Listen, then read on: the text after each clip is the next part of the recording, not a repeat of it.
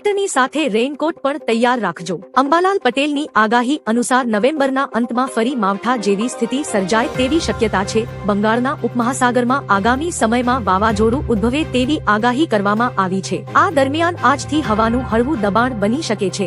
2-1 નવેમ્બરથી અરબી સમુદ્રમાં લો પ્રેશર બની શકે છે, જે ડિસેમ્બર મહિનામાં માવઠાની શક્યતા વધારશે। આગામી દિવસોમાં ઠંડીનું જોર વધશે।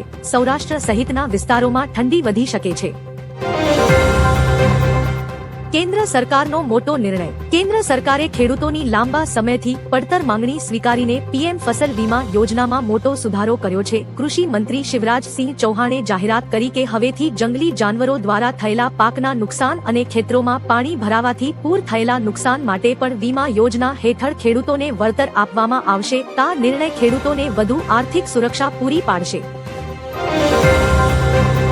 દિલ્હી બોમ્બ બ્લાસ્ટમાં તાલીમનો પર્દાફાશ। દિલ્હીના લાલ કિલ્લા નજીક 10 નવેમ્બર 2025ના કાર બોમ્બ વિસ્ફોટની તપાસમાં મોટો ખુલાસો થયો છે। પાકિસ્તાન સ્થિત જૈશ-એ-મોહમ્મદના હેન્ડલર હંજલાએ ધરપકડ કરાયેલા આતંકી doctor Muzammil Ahmad ગનઈને encrypted apps દ્વારા બોમ્બ બનાવવાના 42 વિડીયો મોકલ્યા હતા। આ વિડીયો વ્હાઇટ કોલર ટેરર મોડ્યુલને તાલીમ આપવા માટે હતા, જેમાં ડોક્ટરો સહિત ઘણા ભણેલા લોકો સામેલ હતા।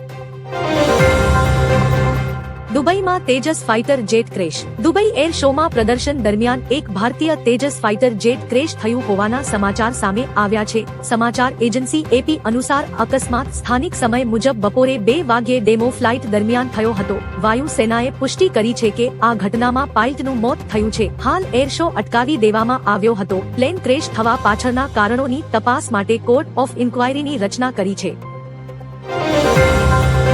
ગુજરાતમાં ઠંડીમાં આંશિક ઘટાડો। નલિયામાં 10.5 ડિગ્રી। ગુજરાતમાં ઠંડીમાં થોડો ઘટાડો જોવા મળ્યો હોવા છતાં ઉત્તર દિશાના પવનોને કારણે ઠંડીનો ચમકારો યથાવત છે। રાજ્યના અનેક વિસ્તારોમાં લઘુત્તમ તાપમાનમાં 1 થી 2 ડિગ્રીનો ઘટાડો નોંધાયો છે। સૌથી ઓછું તાપમાન 10.5 ડિગ્રી નલિયામાં નોંધાતા ત્યાં ઠંડી વધુ અનુભવાઈ છે। આગામી દિવસોમાં પવનોની દિશા બદલાતી રહેતા ઠંડી ફરી વધી શકે તેવી હવામાન વિભાગની સંભાવના છે। અંબાણી પરિવારે ગીરમાં શિવ મંદિરની પ્રાણ પ્રતિષ્ઠા કરી। મુકેશ અને નીતા અંબાણીએ સોઠના હૃદય સમાન ગીર વિસ્તારમાં બનાવેલ ભવ્ય શિવ મંદિરની પ્રાણ પ્રતિષ્ઠા કરી છે। નમઃ પાર્વતી પતે હર હર મહાદેવના મંત્રોચ્ચાર વચ્ચે યોજાયેલા આ ધાર્મિક સમારોહમાં અંબાણી પરિવાર સહિત અનેક સેલેબ્સ ભક્તિમાં તરબોળ જોવા મળ્યા। ક્રિકેટર સચિન તેંડુલકર, મહેન્દ્રસિંહ ધોની અને બોલીવુડ સ્ટાર્સ દીપિકા, રણવીર સિંહ તેમજ આમિર ખાન સહિતના મહાનુભાવો ઉપસ્થિત રહ્યા હતા। અલ ફલાહ યુનિવર્સિટીના 200 ડોક્ટરો એનઆઈએના રડાર પર। દિલ્હી લાલ કિલ્લા મેટ્રો સ્ટેશન નજીકના વિસ્ફોટ કેસમાં એનઆઈએ ગુરુવારે જમ્મુ કાશ્મીરથી 4 આરોપીની અટકાયત કરી તેમને 10 દિવસની કસ્ટડીમાં મોકલ્યા છે। દરમિયાન આતંકીઓનો અડ્ડો બનેલી અલ ફલાહ યુનિવર્સિટીના 200 થી વધુ ડોક્ટરો એનઆઈએના રડાર પર છે। યુનિવર્સિટી છોડી ગયેલા અને ફોન બંધ આવતા ડોક્ટરોની તપાસ ચાલુ છે। એનઆઈએ હવે આતંકી ડોક્ટરોના દર્દીઓનો ડેટા પણ તપાસવાનું શરૂ કર્યું છે। ખેડૂતોને ગયા વર્ષની સહાય પણ ચૂકવવાની બાકી। ગુજરાત સરકારે વર્ષ 2024માં પાક નુકસાન માટે જાહેર કરેલા 1769 કરોડના રાહત પેકેજમાંથી ખેડૂતોને હજુ સુધી 500 કરોડ પણ ચૂકવ્યા નથી। બીજી તરફ સરકારે જાહેર કરેલા 10,000 કરોડના નવા પેકેજમાં પણ સર્વર ડાઉન અને ટેકનિકલ ખામીઓને કારણે ખેડૂતો અરજી પ્રક્રિયામાં પરેશાન છે। ખેડૂતોને ડર છે કે 29 નવેમ્બરની છેલ્લી તારીખ નજીક હોવાથી તેઓ સરકારી સહાયથી વંચિત રહી જશે।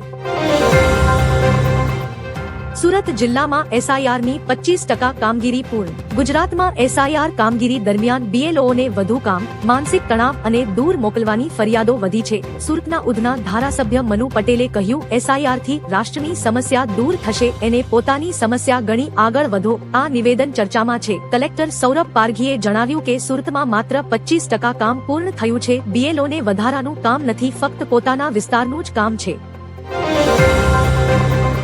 ટ્રમ્પના પુત્રએ અનંત રાધિકા સાથે રાસ ગરબાની રમઝટ બોલાવી। અમેરિકાના રાષ્ટ્રપતિ ડોનાલ્ડ ટ્રમ્પના પુત્ર ડોનાલ્ડ ટ્રમ્પ જુનિયર ગર્લફ્રેન્ડ સાથે જામનગર પહોંચ્યા હતા। સાંજે એરપોર્ટ પર ઉતરી વીવીઆઈપી સુરક્ષા સાથે વંતારા પ્રોજેક્ટ પહોંચ્યા હતા। અંબાણી પરિવારના આમંત્રણ પર આવેલા જુનિયર ટ્રમ્પે વંતારાની મુલાકાત લીધી, ગણપતિ મંદિરે દર્શન કર્યા અને અનંત રાધિકા સાથે ગરબા રમ્યા હતા। આ મુલાકાત જામનગર માટે વિશેષ પ્રસંગ બની છે।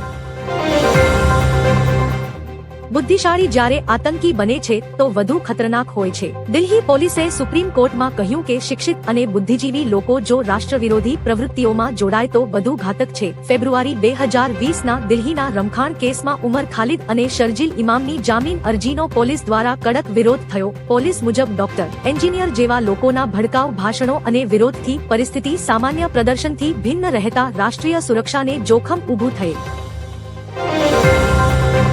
લાલો ફિલ્મની કમાણી 72 કરોડને પાર.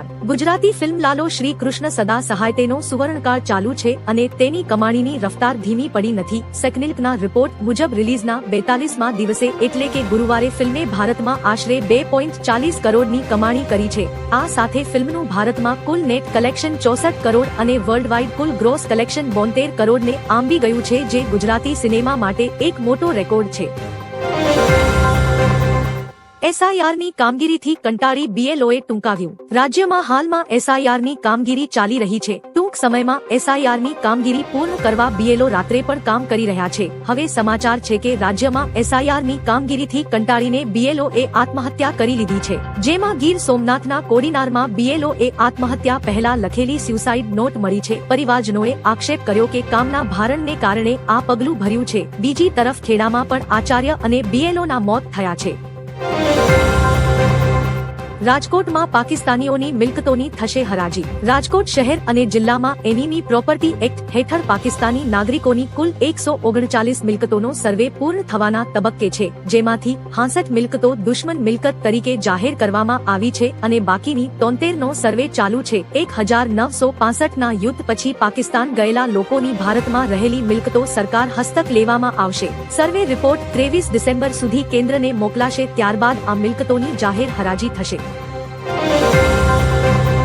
તિરુમાલામાં મુકેશ અંબાણી બનાવશે અત્યાધુનિક રસોડું. રિલાયન્સ ઇન્ડસ્ટ્રીઝના ચેરમેન મુકેશ અંબાણીએ તિરુમાલામાં શ્રી વેંકટેશ્વર અન્ન પ્રસાદમ ટ્રસ્ટ હેઠળ એક અત્યાધુનિક રસોઈઘર બનાવવાની જાહેરાત કરી છે. 50 કરોડના પ્રારંભિક ખર્ચે બનનારું આ કિચન દરરોજ 2 લાખથી વધુ શ્રદ્ધાળુઓને ભોજન કરાવશે. આ પ્રોજેક્ટ તિરુમાલા તિરુપતિ દેવસ્થાનમ સાથે મળીને હાથ ધરાશે, જેમાં ભોજન સ્વચ્છ અને ઝડપથી તૈયાર કરવા માટે હાઈટેક ઓટોમેશન સિસ્ટમ લગાવાશે.